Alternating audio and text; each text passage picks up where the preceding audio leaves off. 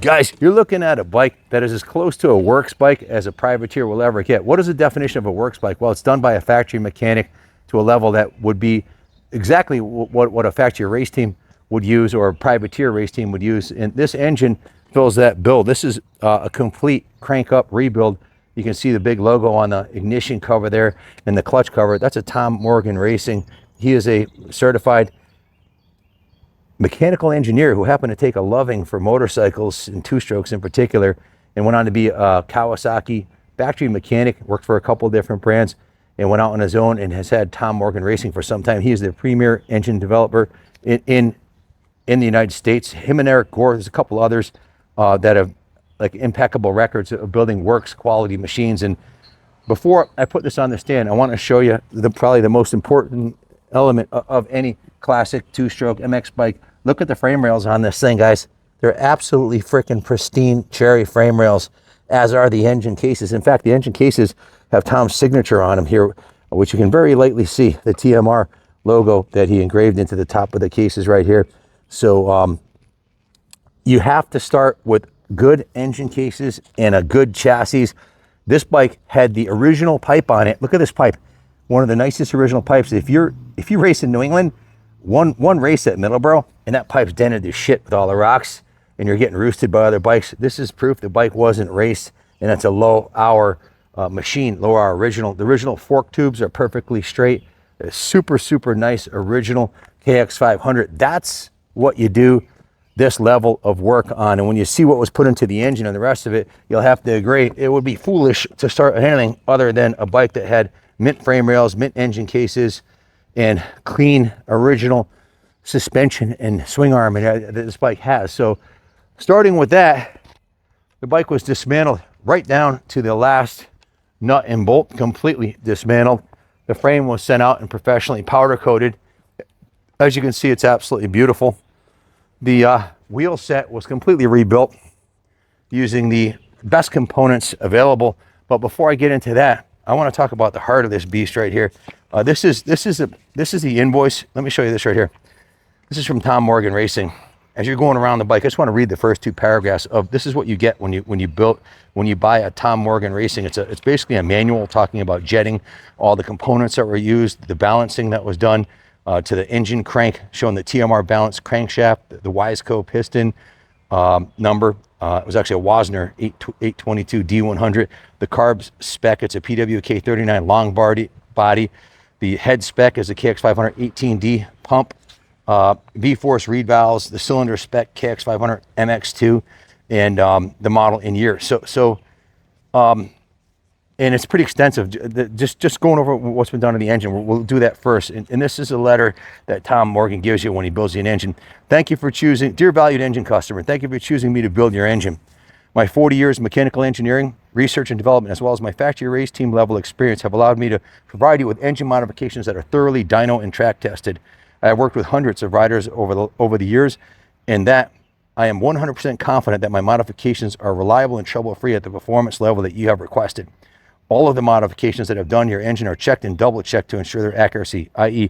piston clearance, ring end gap, compression ratio, cylinder bore size and quality, bearing clearances, and shaft alignments. I will only use quality parts that I have seen to be completely reliable. Should you have a problem that you suspect may be the result of a mistake, please call me immediately. Problems of this nature should be apparent within a short period of running time. After you have received your TMR race engine, you or your mechanic are the most important member of the team. And then he talks about break-in and also talking about the type of oil you use, the type of premix to use. Very few builders give you this level of documentation. So this engine was shipped to Tom Morgan for the full Monty crank up, case up rebuild. So the engine rebuild, when he did that, he also rebuilt and balanced the crankshaft, new crank seals, new crank bearings, all new shifter seal, kicker seal, all the seals are new. He also welded the cylinder for the 2004 piston and then replated the cylinder, welded and machined the case bolt boss, the drain bolt, the sprocket guide boss, and the clutch release boss, all to make it more mechanically sturdy. He did the external gear dog machining on the first, second, third, and fourth gear, internal gear gear dog machining, so the transmission was all machined to better than new. And he modified the head for the 2004 piston with the decompression lever. And I just want to say something about this bike here before I go any farther. I've ridden more modified 500s probably than any man alive in the last 20 years. I've had the pleasure of specializing in these big bore two-strokes for years. And this engine's an absolute pleasure. Most of the decomp levers that I've had installed on bikes, I don't use them because they're hard to start with the decomp lever. And you know, when he modified the piston, the head, everything to work with this lever. It's a system, and it makes the bike as easy to start as a 125 or a 250. It actually works. The bike starts beautifully, cold or hot with that, which I haven't. It's a little bit of magic, little TMR magic there with his help from Adam Millar from Millar Race Engineering. The carburetor has the Millar Race Engineering stick mod jetting, and that's a high-end upgrade also on that top of the line long body Kian Air Striker. You also see the spacer in there. That's another Millar Race Engineering trick, along with the new reed pack. Here it says he modified the head for the 2004 piston, which is the last year of the KX, the most improved one, with the decompression lever. He did the Tom Morgan Racing two-piece clutch cover modification. I want you to take a look at that. That's on the other side of the engine there. Just spectacular works level machining. They didn't come with a two-piece clutch cover, and if you're going to race this thing, you really want that.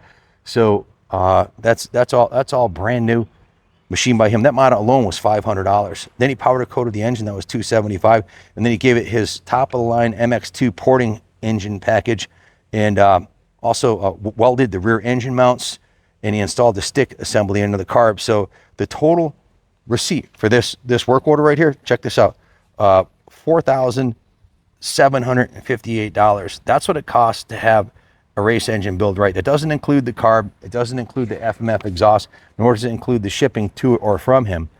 So you're just his receipt and the shipping was $5,000. Then you add on the carb and the exhaust, and then the air box and air filter, new air filter. Your complete powertrain is better than any factory Kawasaki ever was. So just a spectacular level of detailing. The bike's been through 3 heat cycles and it's been ridden up and down the driveway. It's ready to take to the track.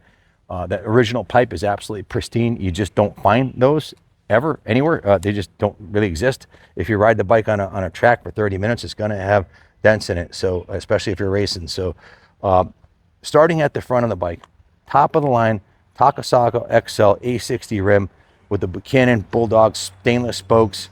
The hub was vapor honed and Cerakoted, the proper works color there. It's got a brand new front brake rotor on it, new hardware on the axle pinch bolts. The caliper was completely rebuilt, vapor honed, all new pads, new sliders, brand new braided stainless brake line, new brake mounting hardware and clamps, and the master cylinder was completely rebuilt. So the brake system is brand new, right down to the brand new rotor. Brand new Dunlop tire, tube, and rim strip have been installed. We took the forks off, sanded them down, and finished them in the factory original silver. These forks were rebuilt, completely rebuilt with new bushings, new seals, new springs, a new fork oil, and new fork sliders. The triple clamps were powder coated the same color as the frame at the same time. All the hardware is cleaned up nice, and it's got new steering head bearings in here also. Brand new front fender, brand new Kawasaki Racing graphic on the new front number plate, new cable guide. The devil's in the details. Look at the bar mounts on this thing. Brand new Renthal bar mounts with all new stainless hardware. Renthal bars, Renthal crossbar pad, brand new clutch perch lever and clutch cable, engine stop, kill switch, brand new grips, brand new brake lever, brand new throttle housing, brand new grip on this side, and of course it's got this cool trick blue anodized tank breather. The original tank was sanded and buffed to a brilliant shine. You're looking at 8 hours labor minimum to make a tank look like this. It's a lot of work. It's not for the faint of heart, and you better be very patient because you start at 320 and you go out to 2,000 grit. Then you use 2 different buffing wheels and 2 different rouges and a little bit of magic. But unless you have the patience of a saint to make a tank look like that, it just doesn't happen. That's beautiful. The radiator shrouds are brand new with the OEM style graphics. The bike has that factory production look. We kept it, it's been kept as close to stock looking as you could. The powder coating the green powder coating on the frame, I think, was an outstanding choice. It really makes the bike pop. And even though it's an 87, it gives it a much more modern look. I mean, if you're going to roll up to the line at MX Rewind, Unadilla this weekend. I can't think of a better weapon than this monster right here. Considered by many to be the best off-road motorcycle big bore two-stroke ever made, and it has won more national championships in off-road racing than any other brand. Honda has won more motocross, but Kawasaki owned the off-road with that Kips power valve. It's got power off idle, right to red line. Very torquey, very powerful machine, and you can rest assured that power valve is dialed to the nines by Tom Morgan himself. You can see the original factory radiators on this bike are intact and in excellent condition. Another hallmark of a bike that hasn't been cartwheeled. Has the new, not only have the forks, the radiator has been repainted and restored, but there's also brand new protectors on them, a new cap, new drain line, all new hardware. Just beautifully, there's like there's no corners cut on this bike anywhere. New seat foam, new saddle, new rear fender. It's got the Tom Morgan Racing logo on the back. He deserves to be there because he built the engine to a whole other standard. New side covers, new beautiful Kawasaki number plates. This is an FMF silencer. The original swing arms in mint shape. Getting into the nitty gritty, you can see that the rear brake has got a new spring on it, all new hardware, new brake stop, all new hardware everywhere, new hardware on the subframe. The subframe's in beautiful shape. The original pegs, another hallmark. You're usually crunched and crippled. These are like brand new, all new springs. The hardware is like new. The original swing arms in mint condition, new Unitrack logo. All the bearings and bushings on the linkage are new, and it's been upgraded. You can't even get this anymore. Sadly, Jeff Emmig's dad sadly passed away, Emmig Racing. It's kind of the end of an era. He did works level components like this linkage right here. That's a $200 part right there. He also did triple clamps and lots of other cool stuff.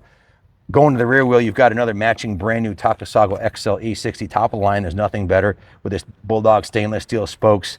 The original brake rotor was in mint shape, so reuse that. The original caliper was completely rebuilt, vapor hone painted, new braided stainless brake line. The master cylinder was rebuilt with all new components. The shock was completely rebuilt. You can see the sticker on there. The bike has not been ridden on the track since that was done. The bike's been owned by a vet rider who just had it as a display piece before it was restored, and hasn't. The bike is not, as you can see, has not touched the dirt since it's been done. So yeah, a new shock bumper, shock springs replaced, the internals were rebuilt. The heading back to the drivetrain here, you can see it has a new shock guard also, all new hardware. If you look underneath here, you can see the air box is in mint shape. Another indication, usually they're all beat with rocks if they got high hours on them, right? Because this 500 is just roosting it. Brand new Renthal, top of the line sprocket Renthal in a gold chain, all new sprocket hardware, new brake guide, new hardware on the axle adjusters, new chain slider, new chain rollers.